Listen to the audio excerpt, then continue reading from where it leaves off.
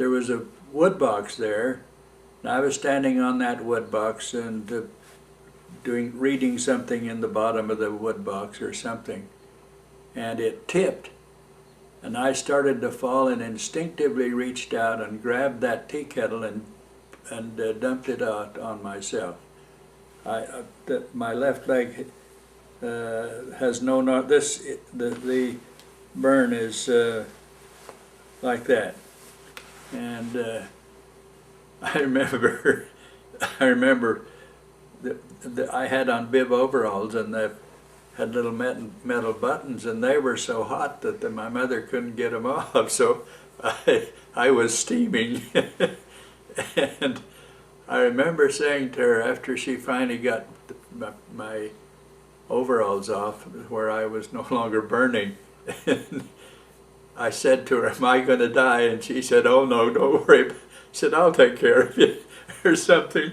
And I remember once we were going to take a picture of our family, and we were all instructed to meet on the front porch of our old home there in the afternoon when the sun was not shining on that porch.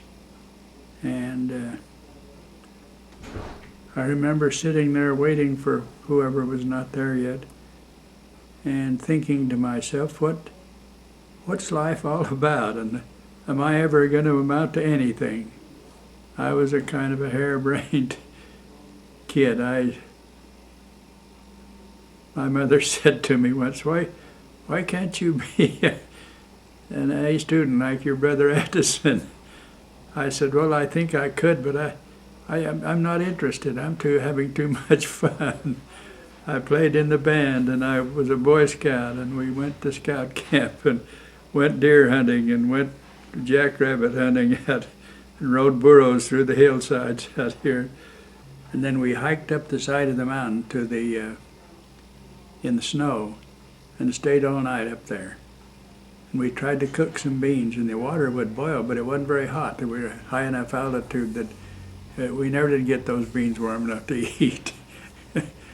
And I slept cold all night in the snow. We just weren't prepared for that. Oh boy. But I wouldn't have missed any of it. I loved to be out there, and I loved to go camping and build a fire and etc. In 1941 or something, I was still living at home here, and he was drafted again into the Judge Advocate General's Department and sent to Washington, D.C. And when he got on the bus to leave there in Safford, my mother was a very brave woman, and as she told him goodbye, and he got on the bus and drove away, and she came apart. She couldn't stop crying. And I realized then what a very close relationship this business of husband and wife could be, and I was very, very impressed with that, and have experienced that now myself with my dear Leona. This guy had a Buick Straight 8, and incidentally, it had 2 spare tires on the front. In the fenders, they were covered with metal coverings. It looked like a getaway car. All of them were black. Anyway, he said this guy drove up to a service station and said to the guy, "Fill her up." And he left the motor running. The guy came in after a while and said, "You're going to have to shut it off. You're gaining on me."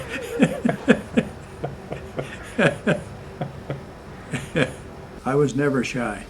I was a show-off. I was smart-aleck. Had to overcome that as I got older. There were 2 of us in this battalion, observation battalion, and 2 forward observer corporals, and we said, he and I talked, I can't even remember his name now. We talked to each other about this and said, you know, we're going to be over there in the Philippines with a bunch of Japanese soldiers who have bayonets on their guns, and they've been through this kind of thing, and we're a couple of greenhorns. We need to have some bayonet training. So he and I made an appointment with the old Captain Sanders. I can still remember him. He had the blackest beard of anybody I've ever seen.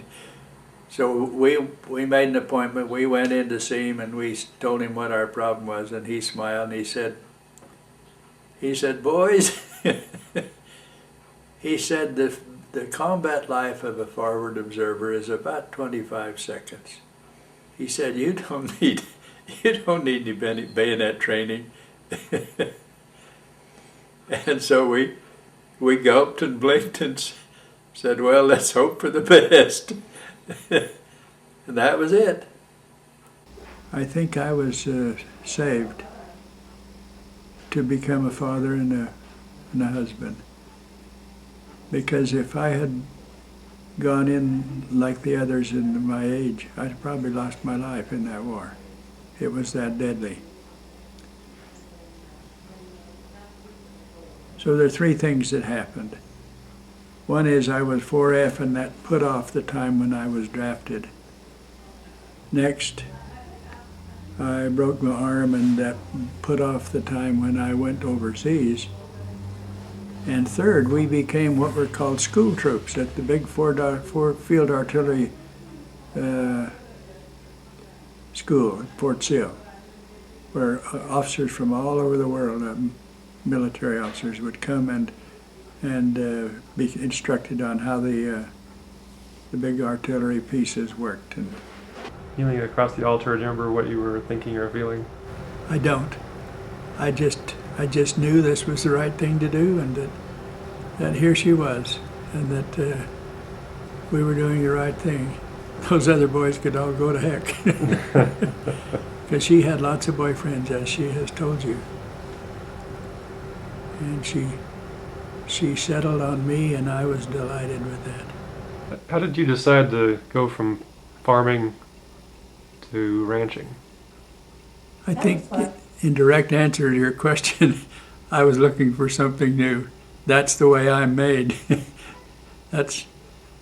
But there's one thing I never ever look for anything new. That was a wife. I didn't want anything new. I was tickled to death with what I had, and we had a great time growing up and raising all you children.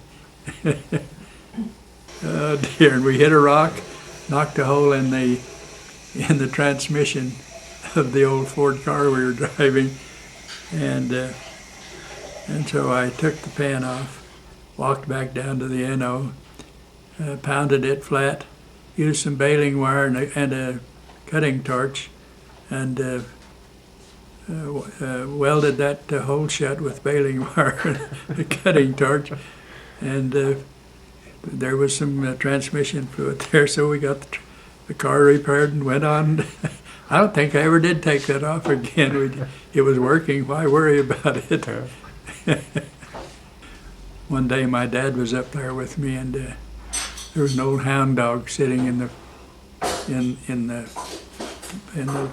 place by the NO, and their eyes droop and their ears fall down and they look sad, and one of them was sitting there with his eyes drooping, and Elaine went up to him and put her arms around him and said, "Don't cry, doggy, I's here." I thought my dad never would stop laughing at that. What did you enjoy most about those days? The repairing things, fixing the fences, working on springs, building roads. It was not work, it was pure enjoyment for me. I almost felt like it was immoral, it was so good.